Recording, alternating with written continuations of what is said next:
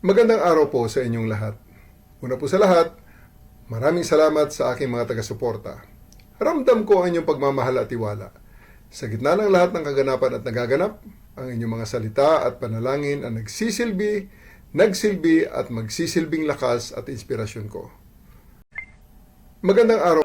Ikalawa, So ayan mga pre, makikita naman po natin dito na si General Torre, hindi naman po apektado sa mga nangyari. Kasi feeling ko lang naman mga pre, naiintindihan po ni General Torre, no? Kung ano yung desisyon, mabigat na desisyon ng Pangulong Bongbong Marcos. No? Yun nga lang po, marami din pong nagdududa, no? Na mga sumusuporta po sa administrasyon, baka nga daw po merong nasa likod nito, no? Oo, sino kaya ang nasa likod nito? Yun yung tanong. Kumbaga pagtanggal dito kay General Torre bilang PNP chief, no? So, kayo, meron po ba kayong idea kung sino? Ako po kasi, meron akong idea. Kaya nga lang, gusto ko manggaling muna sa gobyerno, sa mainstream media, bago po tayo magsalita. Kasi mahirap naman kung atin po itong papangunahan. At alam naman po natin, mabubuking yan kung sino ito. And then ito pa, may tanong. Si Remulla ba? Oo, at si General Torre, meron bang hindi pagkakaintindihan? O, marami pong ganung katanungan, di ba? Kayo, ano sa tingin nyo? Sabi ko nga sa inyo mga pre, hindi magtatagal yan, malalaman po natin kung anong dahilan. Siyempre, naintindihan naman po natin si General Torre, no, na hindi niya pwedeng sabihin yun. Diba? Hindi siya pwedeng kumuha ng bato na ipupukpok niya sa ulo niya. Diba? So, intindihin po natin at naniniwala po ako. Wala pong sekreto na hindi mabubunyag. Kaya ang tanong dito, si Remulla ba at General Torre, merong hindi pagkakaintindihan or nagbabanggaan ba? Ano sa tingin nyo? Comment down below. O, tuloy natin to. Siyempre, no, yung mga bago pasok sa ating YouTube channel, huwag kalimutan mag-like, share, and subscribe para naman po maging updated kayo sa lahat ng mga uploads natin. Siyempre, maraming salamat po sa mga bago nating subscribers dyan. So, eto na mga pre, no? Tuloy po natin. salamat din sa mga naawa sa akin. Ngunit hinihiling ko sa inyo, huwag niyo akong kaawaan. Yon. Maraming naawa kay General Torre, totoo po yan. Kasi tapat po siya sa kanyang tungkulin. Pero ang hiling po ni General Torre, huwag po natin siyang kaawaan. Pero kahit hiniling niya yon, hindi mapipigilan na ang awa ng mga Pilipino, magtutuloy-tuloy po yan. Kaya nga naisip ko mga pre, itong si General Torre, pasok na pasok po ito sa pagiging senador. Diba? Oo, kayo po ba'y naniniwala sa akin? Nako, maniwala na po kayo. Ha? Sana nga po, no, itong si General Torre, maisipan namang tumakbo bilang isang senador. Diba? O kasi, ano siya qualified siya diba? Kumbaga, siya po ay nagtatrabaho ng tapat. Yun po yung kailangan nating senador. Yung paglilingkuran, yung taong bayan, hindi po ang isang pamilya lang. Diba? Huwag po nating kaawaan si General Torre, pero suportahan po natin. Kung anumang desisyon niya, sana sa 2028 po, magsenador po si General Torre. Diba? In spite of my abrupt removal as Chief of the Philippine National Police, okay po ako. Kung meron man tayong dapat kaawaan, iyon ay ang milyon-milyon nating mga kababayan na paulit-ulit na nagiging biktima ng palagiang pagbaha. Yun! Tama yun. Diba? Yung biktima ng baha, yun po ang dapat kaawaan. At dikdikin po yung mga nagnakaw ng budget para sa flood control na yan. Diba? Oo. At sumasang-ayon po ako kay General Torre sa kanyang mga sinasabi dito. Sila ang tunay na nangangailangan ng tulong at kalinga sa panahon ngayon, sapagkat hindi naman sila ang dapat laging nagdudusa at naghihirap tuwing tagulan.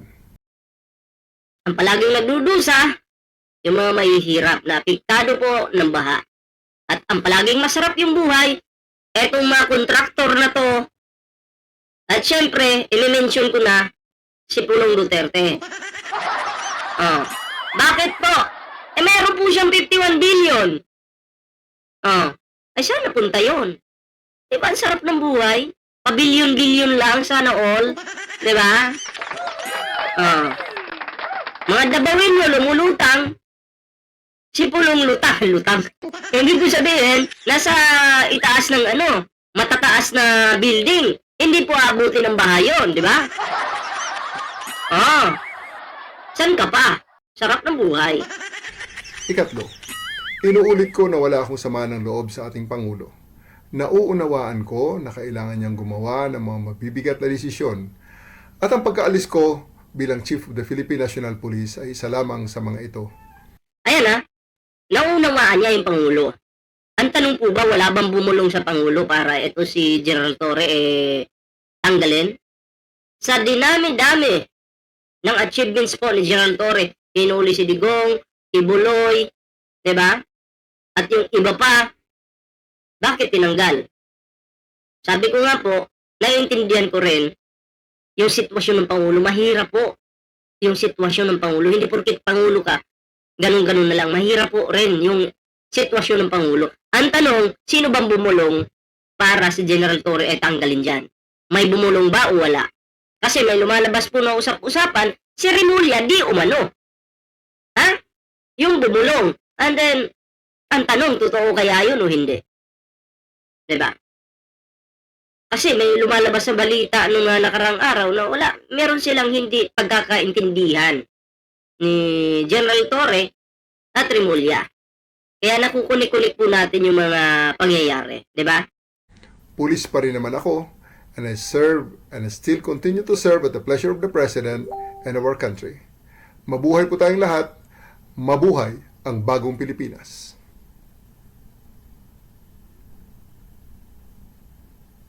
Makikita mo sa mukha po ni General Torre na may kalungkutan po talaga.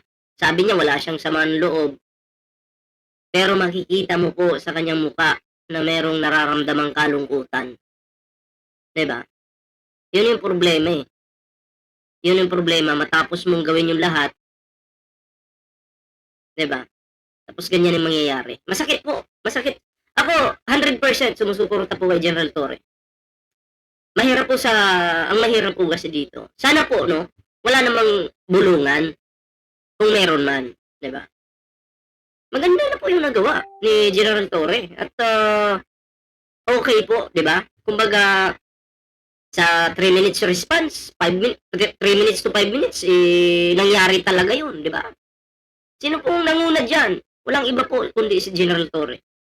Hindi ko lang maintindihan dito sa mga to, kung bakit ang pagkagaling-galing na PNP chief, tinanggal, no? Again, hindi ko naman sinisisi yung Pangulo. Yung problema kasi dito, minsan, yung mga nakapaligid po, yung mga advisors. Hindi ko naman sinasabing ganun na yung nangyari. Pero posible ring meron, posible ring wala. Diba? So, sabi nga ni General Torre, mga pre, kawawa yung mga lumulutan sa baha. Dahil sa lecheng flood control na yan. President Marcos himself pointed it out. There's a ghost project hiding in plain sight. Yes, that was in the net at inaprubahan ng proseso. Pero ang mas nakakakilabot, imbis na alisin o ayusin ang dekada ng problema sa ghost projects, ang ginagawa ng Senado, dinagdagan pa ng pondo, triniple pa. Abay, sino bang masisisi dito? Number 1 po, Chis Escudero. Oo, kasi sa panahon pa po ni Digong, mga pre, meron na pong ghost projects. Diba? May kapalpakan na nga sa, sa flood control na yan. Abay, dinagdagan pa. Gagaling naman. Ako hindi po ako naniniwala na si Pulong lang yung may kasalanan dito. Sa mga senador, meron din po. Bakit po sinabing kasalanan ni Pulong? Ito po kasi, may 51 billion pero walang nangyari sa Davao. Anong tawag doon? Nasaan? Hindi maramdaman yung 51 billion. Diba? Ang ginagawa ng Senado, dinagdagan pa ang pondo, trineple pa. Pinakamalalang halimbawa, they inserted 142.7 billion more in pork-style infrastructure through the BICAM.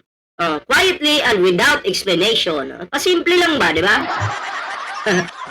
Walang explanation, saan ito mapupunta, bla bla bla bla. Ako gets ko na agad. Ito ay mapupunta sa mga makadutai. Wala kami niluluko. Natural lang yan, mapupunta sa mga dutai. Diba? Kahit dekada na ang problema sa sistema ng DPWH infrastructure, pinapatungan pa nila ng mas malalang kalukuhan. Malala na nga yung problema, mas pinatungan pa ng mas malalang kalukuhan. Ang tanong, bakit hindi sila aware sa mga ghost projects?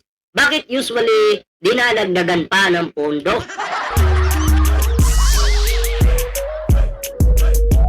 Diba? Tanungin natin si Cheese Escudero dyan. Diba? Bakit ganon, Cheese? Keso!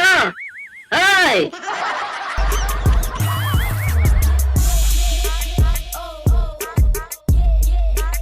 Ito kung kinikilabutan ka sa ghost projects, dapat pati sa Senate insertions, kaya dapat maglabas ng budget variance ang DBM. Ayan nilabot na nga yung ghost projects na yan.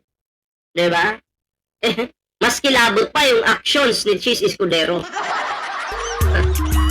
Diba? Kaya kayo, ano sa tingin nyo? Ano sa tingin nyo? Gaganda pa kaya yung kumbaga maayos pa kaya itong bansa natin? Kasi po sa nakikita ko, siran-sira na po yung ating bansa. Pati buhay ng mga mahihirap, siran-sira na po. Tapos ang sarap ng buhay ni Cheese Escudero at ng mga kaibigan niya. Diba? Sarap. Masarap. Lamon-lamon lang doon. Aircon, pa-wine-wine lang. Habang binabaha po yung yung kamay nilaan, si Cheese. Sarap lang buhay. Diba? Yan po yung sinasabing ang kakapal ng inyong pagmumuka. Over talaga yung kakapalan ng muka. Manalamin nga kayo.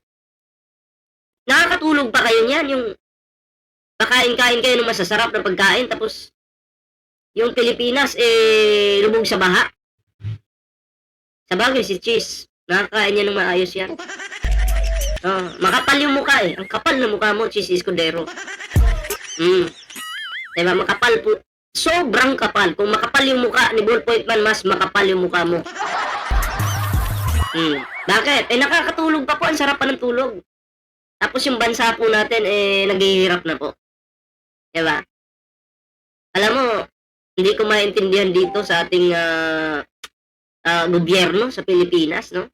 Kasi kapag halimbawa lang, mahirap yung nagnakaw, automatic, kulong po agad yan. Pero pag mayaman po yung magnanakaw, nagiging senador pa po. Katulad ni Jingo Estrada. Bong Revilla. Cheese Escudero, ano yan? Ano yan, Cheese? Diba?